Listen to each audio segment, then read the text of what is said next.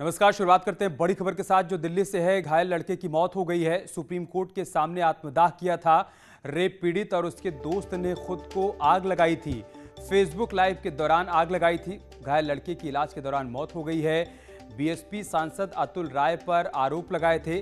16 अगस्त को supreme court के सामने आग लगाई थी और अब ये बड़ी जानकारी सामने आ रही है कि घायल लड़के ने इलाज के दौरान दम तोड़ दिया है।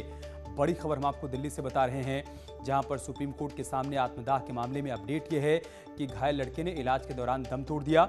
हमारे सहयोगी सुशील इस वक्त हमारे साथ जुड़ चुके हैं। सुशील, क्या जानकारी है आपके पास?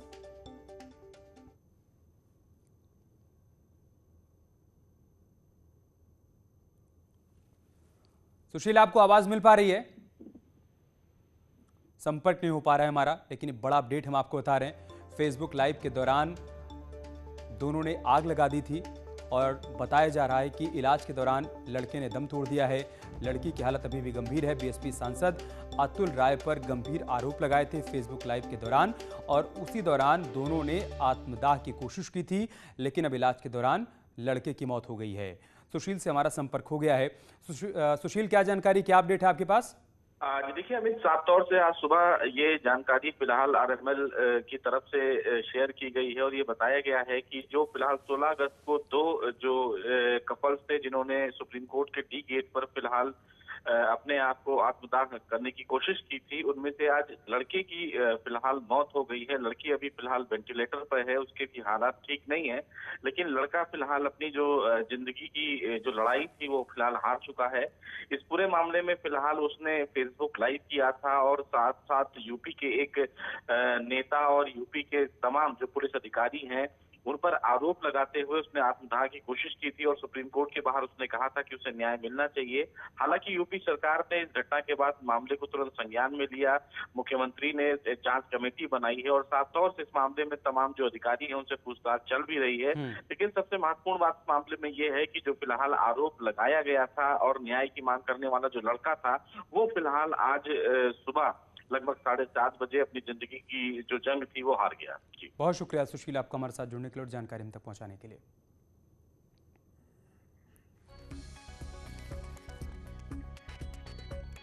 क्या था पूरा मामला वो भी हम आपको बता रहे हैं। 2019 में लड़की ने रेप का आरोप लगाया था।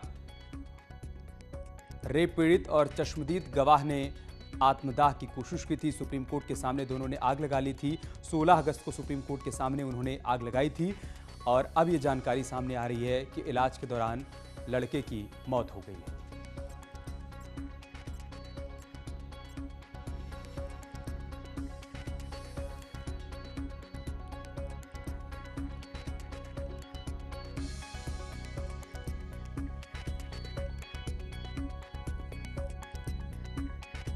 तो बड़ी खबर हम आपको बता रहे हैं, बीएसपी सांसद अतुल राय पर गंभीर आरोप लगाए थे और सुप्रीम कोर्ट के सामने दोनों ने खुद को आग लगा ली थी। अब ये बड़ी जानकारी सामने आई है। आरएमएल में दोनों का इलाज चल रहा था, जहां पर आग लगाने वाले लड़के की मौत हो गई है, जबकि लड़की की हालत अभी भी गंभीर है, वेंटिलेटर पर है, उसका इलाज चल रहा है। लेकिन इस बीच दुखद खबर सामने आई है कि इलाज के दौरान ही लड़के ने दम तोड़ दिया है। 2019 का मामला है, जब रेप का आरोप लगाया था लड़की ने और इंसाफ नहीं मिलने के चलते रेप पीड़ित लड़की और उसके सहयोगी ने, क्योंकि चश्मदीद भी है इस पूरे मामले में, 16 अगस्त को सुप्रीम कोर्ट के सामने दोनों ने आग लगा ली थी। मौके पर जो सुरक्षाकर्मी मौजूद थे उन्होंने आग पर काबू पाया था। दोनों को फौरन अस्पताल में भर्ती करवाया था, लेकिन आज इलाज के दौरान लड़के की मौत हो गई है। आरोपी अतुल राय फिलहाल नैनी सेंट्रल जेल में बंद हैं। घोसी से सांसद हैं अतुल राय, जिन पर रेप का आरोप उस लड़की ने लगाया है जो अभी जिंदगी की जंग लड़ रही है, लेकिन उसके सहयोगी की मौत हो गई है। ये दुखद खबर सामने आई है।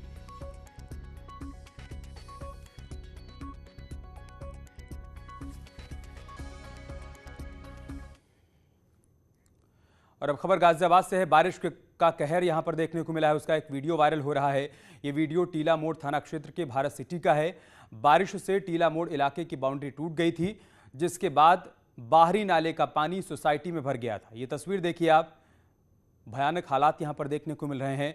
तेज बारिश के चलते यहां पर नाले की दीवार टूट गई और बताया जा रहा है कि उसके चलते भारत सिटी इलाके में पानी भर गया है। ये तस्वीरें देखिए आप, हैरान करने वाली तस्वीरें सामने आई हैं गाजियाबाद से। नाले की बाउंड्री टूटने के चलते सोसाइटी में पानी भर गया है। बारिश का कहर यहां पर देखने को मिला है और अब ये वीडियो तेजी से वायरल हो रहा है। मोड़ थाना क्षेत्र के भारत सिटी की तस्वीरें इस वक्त आप देख पा रहे हैं। बारिश के चलते टीला मोड़ इलाके की नाले की बाउंड्री टूट गई, जिसके चलते नाले का पानी सोसाइटी में प्रवेश कर गया।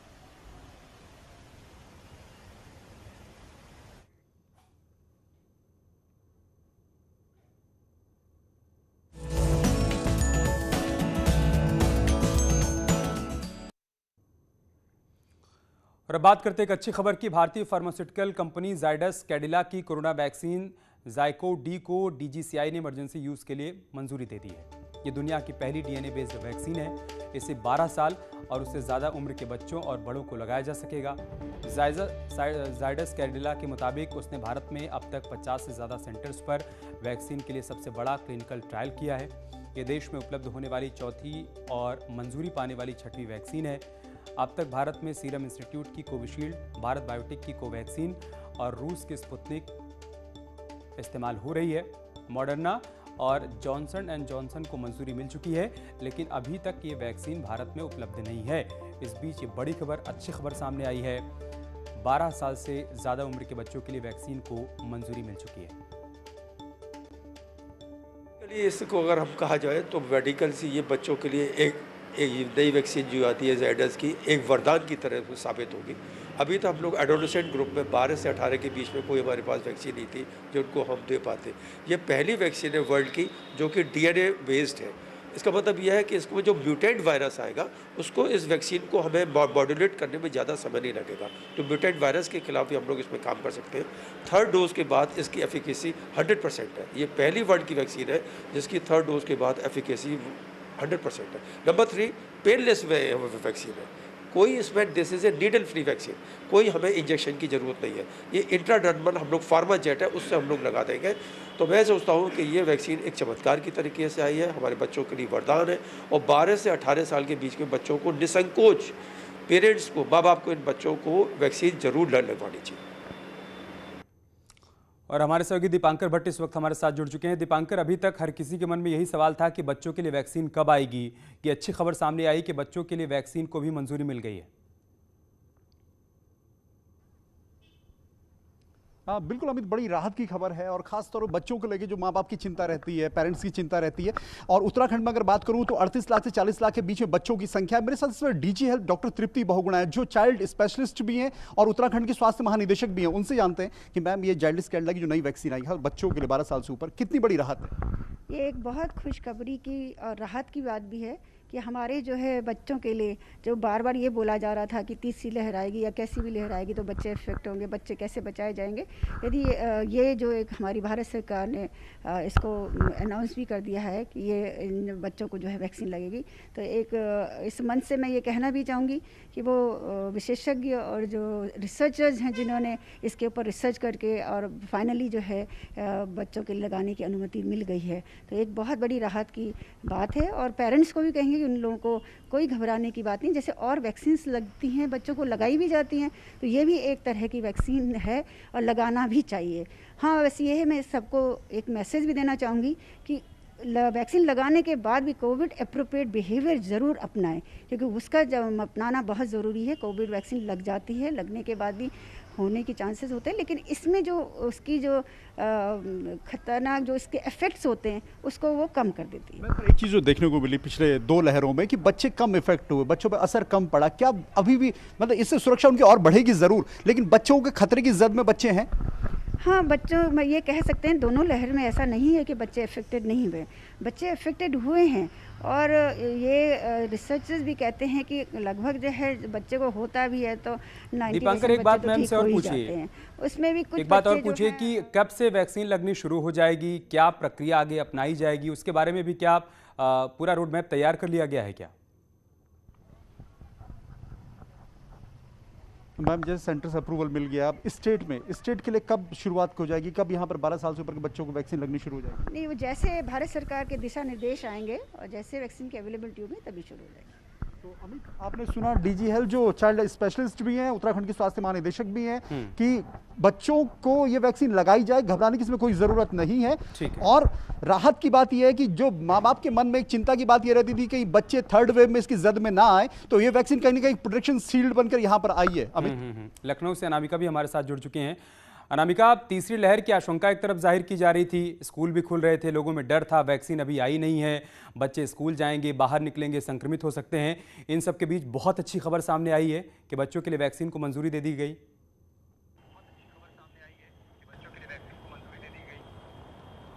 और देखिए अमित, जहां पर एक तरफ यूपी में स्कूल खुलने की तैयारी है, स्कूल खुल भी रहे हैं धीरे धीरे, इस बीच जायकोव डी नाम की वैक्सीन कम से कम खास तौर पे बच्चों के लिए आना अभिभावकों के लिए कम से कम सबसे बड़ी राहत की खबर है, क्योंकि जहां पर एक तरफ अभिभावक बच्चों को स्कूल खुलने के बाद भी परहेज कर रहे थे स्कूल भेजने से, उनका ये मानना था कि वो रिस्क नहीं उठा सकते क्योंकि वो तो वैक्सीनेटेड है, लेकिन उनका बच्चा अगर संक्रमित हो जाता है तो उसके इलाज में या उसकी जान को खतरा हो सकता है। और इस बीच इसी खतरे के बीच जहां पर अलग अलग जिलों में केसेस कम हो रहे हैं, लेकिन फिर भी पेरेंट्स डर रहे थे।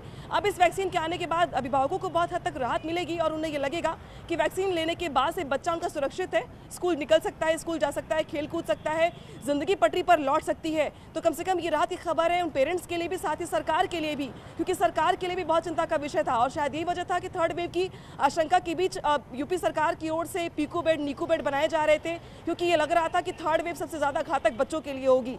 लेकिन इस वैक्सीन के ऐलान के बाद अब ये लगता है कि जो तैयारी सरकार की ओर से की गई है उसमें एक बड़ा हथियार वैक्सीन भी साबित होगा, जहां पर वैक्सीनेटेड बच्चे कम से कम बहुत हद तक कोरोना से लड़ने में ताकतवर साबित होंगे और कोरोना से लड़के जीत भी पाएंगे। तो ये अमित बहुत राहत की खबर है पेरेंट्स के लिए भी, सरकार के लिए भी, साथ ही आम लोगों के लिए भी, जो खुद के लिए तो रिलैक्स हो रहे थे कि हाँ ठीक है इनको वैक्सीन लग गई है, लेकिन बच्चों को लेकर के वो ज्यादा परेशान थे, चिंतित थे। तो इस वैक्सीन के ऐलान के बाद से अब उन्हें जरूर हिम्मत मिल रही होगी कि आने वाले दिनों में जायकोव डी नाम की वैक्सीन बच्चों को लगने के बाद से उनकी पूरी फैमिली कम से कम कोरोना से सिक्योर, सुरक्षित हो जाएगी और जीवन दान मिलेगा उनके बच्चों को भी इस वैक्सीन के लगने के बाद। मेरठ से निखिल भी हमारे साथ जुड़े हुए हैं। निखिल, वहां पर डॉक्टर्स की तरफ से क्या रिएक्शन है, पेरेंट्स की तरफ से क्या रिएक्शन है, ये जानने के बाद कि बच्चों की वैक्सीन को मंजूरी मिल गई है? देखिए, तीसरी लहर की आशंका के बीच जिस तरीके से बच्चों के लिए वैक्सीन आई है तो वाकई एक वरदान है, क्योंकि इसी के आने के बाद फैमिली का पूरा सुरक्षा चक्र पूरा हो सकेगा, क्योंकि पेरेंट्स ने तो वैक्सीन लगवा ली और अब बच्चों की बारी थी और पेरेंट्स बेइंतहा इसका वेट कर रहे थे। कुछ पेरेंट्स भी हमारे साथ यहाँ मौजूद हैं, ये बताएं कि बच्चों की पढ़ाई कितना सफर हो रही है, ऑनलाइन क्लास हो रही है, लेकिन अब वैक्सीन आ गई है तो यानी बच्चे भी खुलकर अब बाहर जा सकेंगे। तो आप बताइए कितना राहत महसूस कर रहे हैं? बहुत बहुत अच्छा लग रहा है वैक्सीन का सुन के, क्योंकि हेल्थ हमारे लिए बहुत इंपॉर्टेंट है। जब हम अपनी हेल्थ के प्रति इतने कॉन्शियस हैं तो बच्चे हमारे लिए सबसे पहले हमारी प्रायोरिटी आते हैं। अगर बच्चों को वैक्सीनेशन हो जाएगा तो हम इजीली उनको स्कूल भेज सकेंगे और हर वो काम कर सकेंगे जो हम बच्चों को करवाना चाहते हैं। जैसे बच्चे आजकल बिल्कुल घर में बंद हो के मोबाइल में, टीवी में बिल्कुल बंद हो चुके हैं, लेकिन अगर वैक्सीनेशन हो जाएगा तो बच्चे अब जो वर्क करना चाहें, जहाँ पे अपना परफॉर्मेंस करना चाहे वो इजीली कर सकते हैं। बच्चों के लिए एक अच्छी बात यह है कि पेन फ्री वैक्सीन है ये, और जो उसमें इंजेक्शन नहीं लगेगा तो बच्चे भी एक राहत की सांस ले रहे हैं। आप बताएं, इंजेक्शन नहीं लगेगा, वैक्सीन लगवाएंगे आप? हाँ लगवाएंगे। आप बताएं कि 1.5 साल का समय हो गया, घर में बैठे बैठे फ्रेंड से मिलने का मन नहीं करता? हाँ करता है। करता है मन, और बच्चे भी चाहते हैं कि जल्द से जल्द वैक्सीन आए और ये अपनी वैक्सीन लगवा सके। मेरठ की अगर बात करें तो डॉक्टरों ने भी कहा कि वास्तव में वरदान हुआ, क्योंकि सब डीएनए बेस्ड वैक्सीन है, क्लिनिकल ट्रायल्स इंडिया में इसके हुए हैं और जाइडस कैडिला इसे जल्द ही भारतीय बाजारों में उतारेगा। कुछ पेरेंट्स और भी हमारे साथ मौजूद है, ये बताएं सर कितनी बेसब्री से वेट कर रहे थे आप? ठीक है, बहुत शुक्रिया आप सभी का हमारे साथ जुड़ने के लिए और तमाम जानकारी हम तक पहुंचाने के लिए। लखनऊ चलते हैं, सीएम योगी आदित्यनाथ क्या कह रहे हैं वो देखते हैं। आग्रह करते हैं कि वे कृपया आज के कार्यक्रम की विशिष्ट अतिथि महोदया अपोलो ग्रुप ऑफ हॉस्पिटल्स की जॉइंट एमडी श्रीमती कोंडा संगीतिया रेड्डी जी का स्वागत पुष्पगुच्छ एवं प्रतीक चिन्ह देकर करें।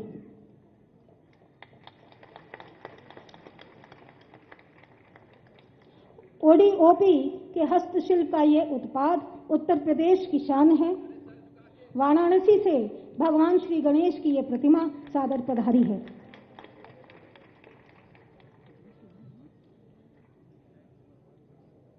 धन्यवाद सर। हम सुश्री पल्लवी जी से आग्रह करते हैं कि वे माननीय मुख्यमंत्री जी को दें कि वे कृपया उत्तर प्रदेश की माननीय राज्यपाल महोदया परम आदरणीय श्रीमती आनंदीबेन पटेल जी को पुष्पगुच्छ एवं शॉल देकर उनका सम्मान करें।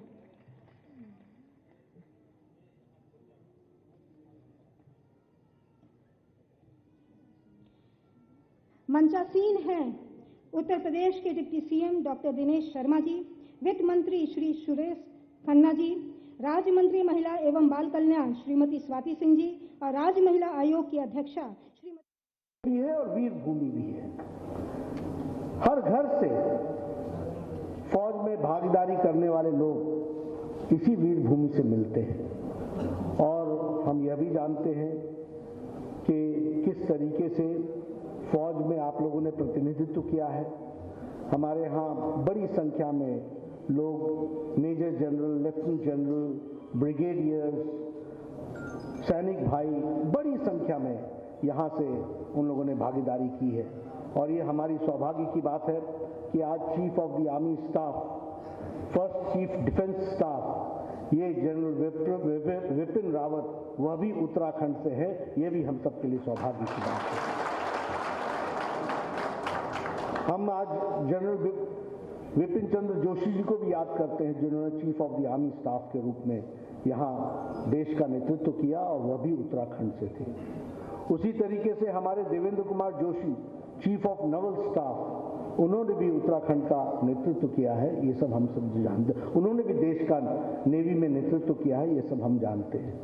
मैं इसलिए बोल रहा हूँ क्योंकि उत्तराखंड ने जो गौरव प्रदान किया है वह गौरव हमको हमेशा याद रखना चाहिए और जो शूरवीर शहीद जिनकी श्रृंखला बड़ी संख्या में हो सकती है, उन सब लोगों ने देश के लिए जो अपना सर्वस्व लुटाया है, देश सदा सम्मान से देखता है और देश हमेशा याद रखता है और देश उनके साथ खड़ा रहता है। इस बात को हमको समझना चाहिए।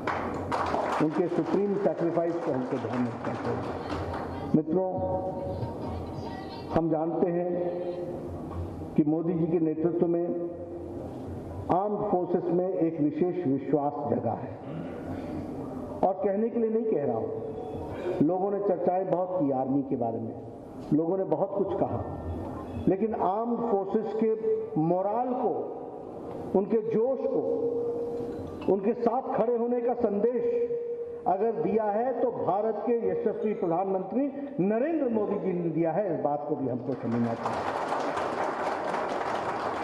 और फिर मैं वही कहूंगा कि कहने के लिए नहीं, हमारे प्रधानमंत्री जी की हर दीपावली अपने घर पे नहीं, कहीं न कहीं किसी बॉर्डर पर जवान के साथ बीती है। इस बात को भी हमको समझना चाहिए। ये छोटा संदेश नहीं है। हर कोई चाहता है कि दीपावली घर में मनाई जाए, हर कोई चाहता है कि अपने भाई बहनों के साथ दीपावली मनाई जाए, लेकिन भारत का प्रधानमंत्री बॉर्डर पर जाकर के वीर सैनिकों के साथ उनका हौसला बढ़ाए और दीपावली मना करके देश को संदेश दे कि ये खड़े हैं प्रहरी, इस कारण से तुम दीपावली मना रहे हो। देशवासियों, इस बात को समझने की जरूरत है।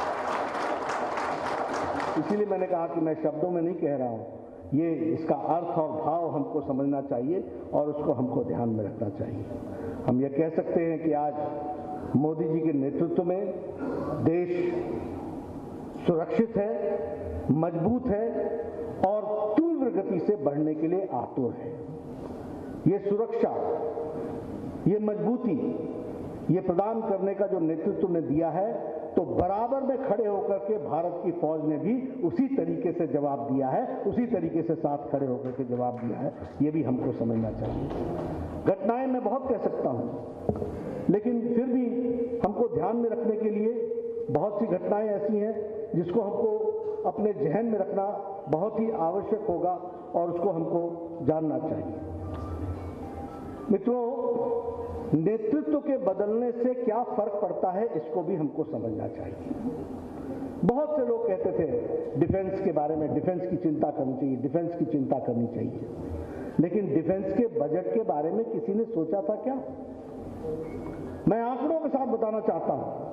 2011-12 में भारत का डिफेंस बजट 1,47,000 करोड़ रुपए था। 1,47,000 करोड़ रुपए। आज 2020-21 में भारत का डिफेंस बजट 4,78,000 करोड़ है। ये हमको समझना चाहिए। ये भारत ने प्रायोरिटी मोदी जी ने प्रायोरिटी डिफेंस को दी, और उसमें से भी आप ध्यान रखिए कि 1,35,000 करोड़ रुपए सिर्फ नए असले खरीदने के लिए उसकी व्यवस्था की गई है। इस बात को भी हमको समझना चाहिए। हमारे नए हथियार खरीदे जाए, बॉर्डर रोड्स अच्छे से बने, तीव्र गति से बने, उसके लिए प्रयास हो। आज मुझे खुशी हो रही है, आप सब लोग लंबे समय तक बॉर्डर के बीच में रहे हैं, आप सबको मालूम है पहले ले जाने का अर्थ क्या होता था, ले की पोस्टिंग का अर्थ क्या होता था। हिमाचल से मनाली से लोग चलते थे, फिर सिसु रुकते थे, फिर सिसु से आगे बढ़ते थे, फिर वो तांगलांगला पास करते थे, फिर उसके बाद जाकर के वो ले पहुंचते थे। 3-3, 4-4 दिन लगते थे। उसके बाद 10 साल यूपीए की सरकार आई, पत्थर वहीं का वहीं रहा। मुझे याद है अटल बिहारी वाजपेयी मनाली आए थे, उन्होंने कहा था ये पत्थर मेरे दिल पर पत्थर है। और बाद में जब मोदी जी प्रधानमंत्री बने तो फिर से उसका काम तीव्र गति से चला और आज देश को समर्पित है अटल टनल। ये बात हमको समझनी चाहिए। आज हमको लेके बॉर्डर पर पहुंचना कितना सुगम हो गया, जिसके लिए 2-2 दिन लगते थे और 6-6 महीना पास बंद रहता था। आपको जानकर के आश्चर्य होगा कि जो हमारा सामान जाता था वो 6 महीने का एक साथ सामान सारे का सारा ले में इकट्ठा किया जाता था, क्योंकि 6 महीने के लिए ये रोड लाहौल से बंद हो जाती थी। ये हम सब यार रुक रहे एक छोटे से ब्रेक के लिए, जल्द लौटेंगे कुछ और खबरों के साथ।